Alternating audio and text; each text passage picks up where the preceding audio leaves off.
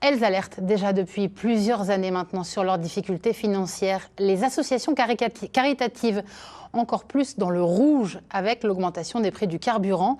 Collectes tournées sont mises en danger. Illustration en Moselle-Est avec Tiffany Niederländer et Lucie Philippot. Alain et Gildo sont de ramasse ce mardi matin. Au volant de cette camionnette, ils font la tournée des grandes surfaces et des grossistes du secteur pour collecter les denrées alimentaires invendues. 12,4.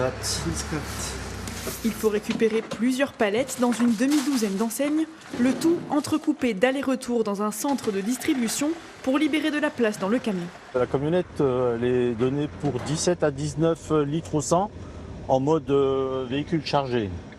Alors forcément, quand vient le moment de passer à la pompe, les chiffres s'affolent.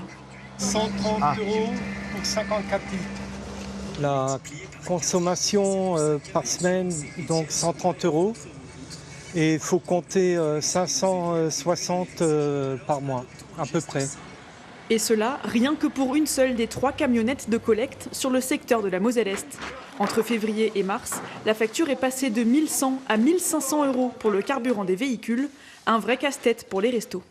On ne supprimera pas des ramasses, mais on cherchera à les optimiser. D'autant plus, peut-être, oui, en supprimant une ou en demandant que l'on circule un peu différemment, qu'on réduise la vitesse, des sources d'économie un tout petit peu, un peu de ce style-là.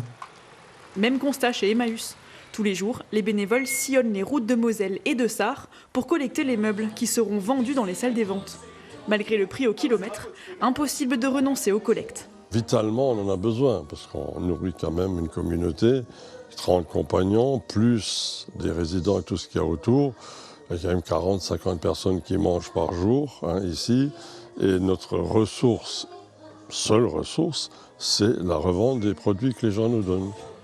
Autre crainte des associations, une baisse de mobilisation des bénévoles, également touchée par la hausse des prix des carburants. Et surtout, une hausse de la précarité. Ils redoutent de voir basculer encore plus de ménages fragiles vers la pauvreté.